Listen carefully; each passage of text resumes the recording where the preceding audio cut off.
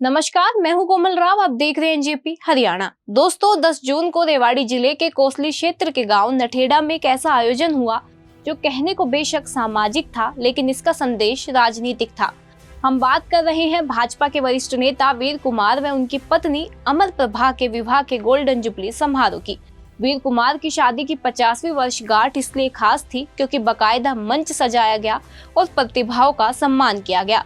शिक्षा मंत्री महिपाल ढांडा इस कार्यक्रम के मुख्य अतिथि थे, लेकिन उन्हें शुभकामना देने कई अन्य भाजपा नेता भी पहुंचे थे। इनमें प्रोफेसर रामविलास शर्मा, प्रदेश प्रभारी सतीश पूनिया, मनीष ग्रोवर, डॉक्टर बनवारी लाल व कैप्टन अभिमन्यु, विधायक कंवर सिंह यादव, गोविंद भारद्वाज, सत्यप्रकाश जरावता, मेजर टीसी राव, गौसेवा आयोग के चेयरमैन श्रवण कुमार, सतीश नांदल, रेवाड़ी की जिला प्रधान वंदना पोपली, रोहतक के जिला प्रधान रणबीर ढाका व महेंद्रगढ़ के जिला प्रधान यतेंद्र राव सहित कई गणमान्य लोग मौजूद थे।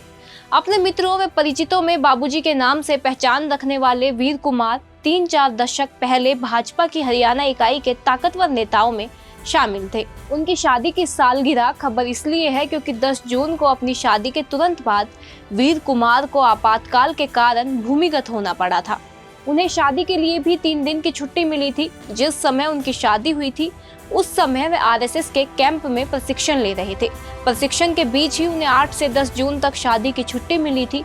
शादी के अगले ही दिन वे ओटीसी के लिए रोहतक में चल रहे आरएसएस कैंप में वापस पहुंच गए। इस बीच 25 जून को आपातकाल की घोषणा हो गई और वीर कुमार भी अन्य नेताओं के साथ भूमिगत हो गए। बाद में क्या कुछ हुआ था वह आप वीर कुमार यादव की जुबानी ही 2 वर्ष पहले के उनके एनजेपी हरियाणा को दिए गए एक पुराने साक्षात्कार में सुन सकते हैं। उस समय रोहतक में हमारा आरएसएस का कैंप चल रहा था और मैं कैंप में एज ट्रेनी कैंप में हिस्सा ले रहा था। और 24 तारीख की रात को ही जिस प्रकार की भनक लगी हमें, हमारे अधिकारी जो संघ के अधिकारी थे कि इस प्रकार का कुछ होने वाला है, तो तभी हमें डायरेक्शन हो गई थी कि आप लोग समाप्त करो। और सभी बड़े हमारे अधिकारी भूमिगत हो गए थे क्योंकि ये संभावना थी कि अभी सभी को गिरफ्तार करेंगे, क्योंकि आपातकाल की घोषणा 25 की रात को हुई थी। तो सभी उस समय अलर्ट हो गए थे और आपातकाल की घोषणा के बाद सभी संवैधानिक अधिकार सस्पेंड कर दिए, मौलिक अधिकार सस्पेंड कर दिए। किसी की गिरफ्तारी कभी भी बिना वारंट हो सकती थी, किसी को कहीं भी जेल में ले जाया जा सकता था।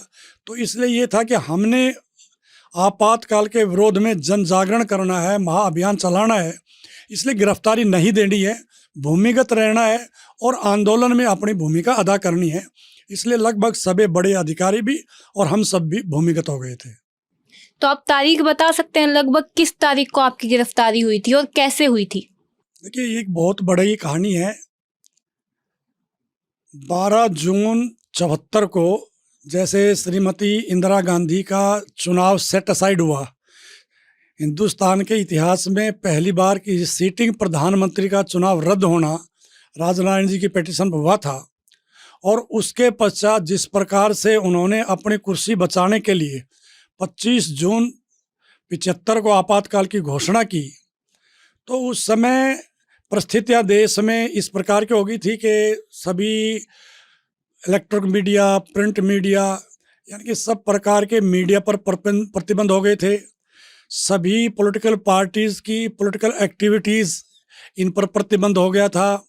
संवैधानिक अधिकार समाप्त हो गए थे, राजनीतिक गतिविधियां समाप्त हो गई थी।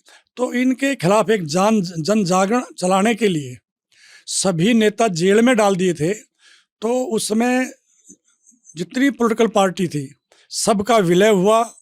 विलय के बाद जेल में रहते हुए ही बड़े नेताओं ने जनता पार्टी करके एक राजनीतिक संगठन बनाया, उसका यूथ विंग लोकतांत्रिक युवा मोर्चा बनाया और मुझे हरियाणा प्रदेश अध्यक्ष का उसका दायित्व दिया।